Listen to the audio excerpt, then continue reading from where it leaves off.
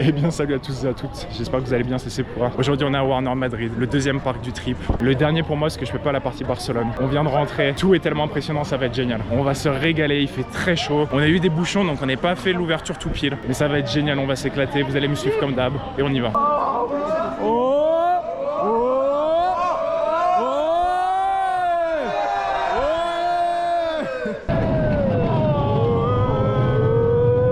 Et on a commencé avec Tom et Jerry, qui est un Zero large, donc un peu le même modèle que SOS numéro 10. Mais SOS numéro 10 c'est un petit et là c'est un large. Et du coup là pour l'instant on est tombé sur un opérateur super gentil qui nous a fait monter tous ensemble. Et là on s'en va sur Coaster Express qui est le wooden du parc, qui malheureusement a vraiment pas bonne réputation, mais on verra bien ce que ça donne.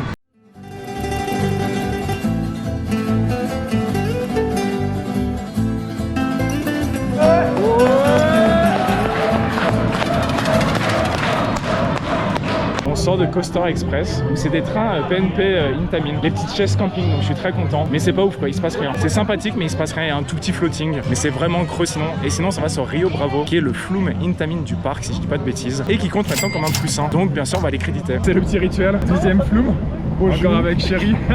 Et on va voir ce que ça donne. Il paraît que c'est un peu plus humide que le Flume, mais un peu moins que le shoes de chute d'hier, donc on va voir ce que ça donne.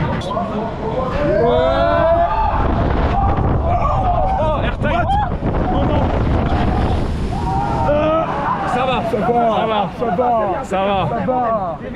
Oh, par contre, j'ai tellement bien fait d'enlever les chaussures. Par contre, je m'attendais pas du tout à ça là-bas. On n'a pas de l'airtime qu'on a pris ou pas? Ah ouais, mais par contre, ouais, vraiment.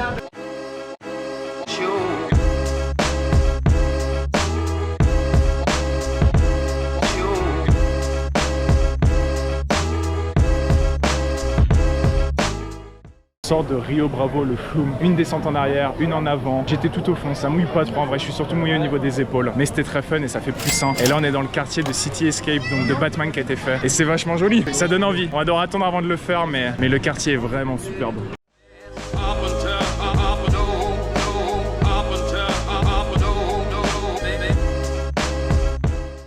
Et on a fait le petit inverted BNM Arkham City. Je vais en parler tout de suite. Les débits, une catastrophe. Un train toutes les 5 minutes. 330 personnes par heure, alors qu'il y a 2 trains qui tournent. Pour un inverted BNM, c'est une honte. On le refera tout à l'heure. J'ai pas fait de voile gris, c'est très intense. J'ai pas tout compris au parcours, mais je le referai ce soir pour me faire un avis dessus. Et là, je vous détaillerai un peu plus ce que j'en pense. On a mangé dans un truc en face de Rio Bravo. J'ai payé 9 € pour des pâtes à la sauce tomate. C'était correct. Franchement, ça, c'est pas trop cher. Et là, on va retrouver tout le groupe à BGCE, donc Batman Gotham City Escape, pour le faire je pense, et ça risque d'être très cool et en tout cas la zone est très belle.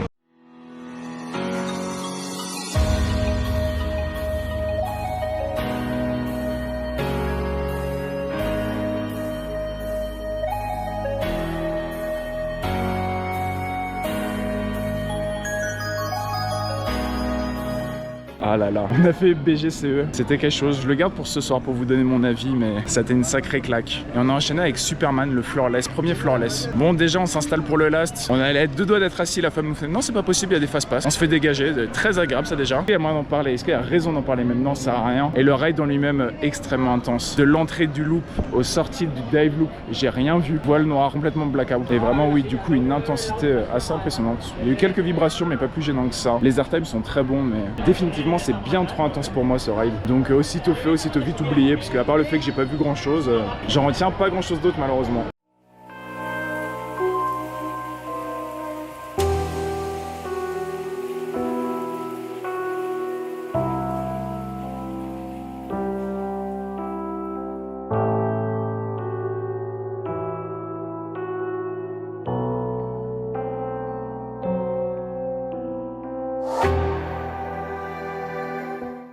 Stunfall, c'est fait. C'est le seul modèle comme ça de Giant Inverted Boomerang Vekoma en Europe, de ce que j'ai compris. Et heureusement que c'est le seul, hein. J'ai vraiment trouvé ça mauvais. Vous montez, vous prenez tout le harnais sur le bide, ça vous lâche, effet free fall. Les inversions, moi j'ai tapé partout. Et niveau G, bah j'aime pas du tout les G+ que ça procure. Et le retour, vous êtes sur le dos, ça vous relâche aussi, et la même histoire. Donc moi j'ai clairement pas aimé. Il y a certains du groupe qui ont vraiment beaucoup apprécié. Moi c'est pas mon cas. Si vous aimez bien les G+, peut-être que ça vous correspondra plus. Et là on s'en va sur Bip Bip avec une petite partie du groupe pour finir les crédits. L'autre partie elle est sur BGCE je crois. Donc voilà, mais nous on est des putes à crédit jusqu'au bout, donc on va tout donner.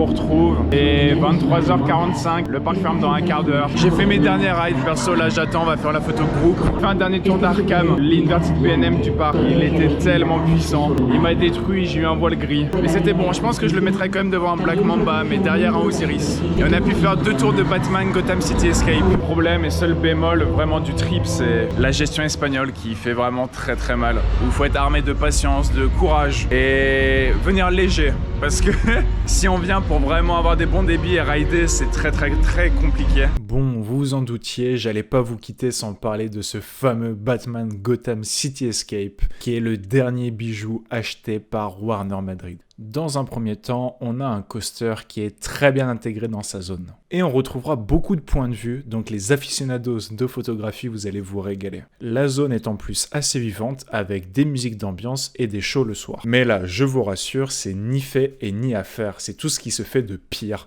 Les bruitages sont mauvais, l'histoire n'a aucun sens et c'est terriblement mal joué. Vous pourrez me remercier d'avoir coupé le son dans la vidéo, mais bon, vous finissez par me connaître, je vais quand même vous laisser savourer quelques secondes.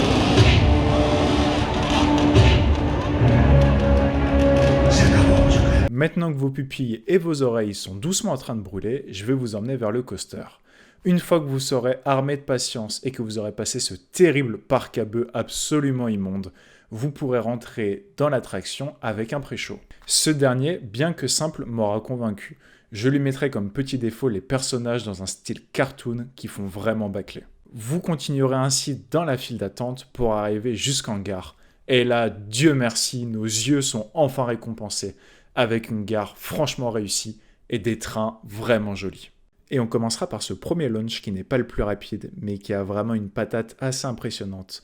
Et des 3 launchs, c'est clairement mon préféré. S'enchaînera ensuite un bon coup de whip avant de rentrer dans le premier corkscrew qui proposera un hang time divinement dosé. À peine après avoir eu le temps de comprendre ce qui vous arrivait, on va rentrer directement dans le deuxième launch. Et je vous avouerai qu'on arrive sur la première déception de ce layout. Je m'attendais à un launch bien plus puissant.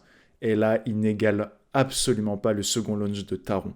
On entrera ensuite sur le Top Hat, qui a une entrée et une sortie vraiment cool. Mais entre les deux, c'est franchement trimé et vous aurez littéralement le temps de penser à la moitié de votre vie.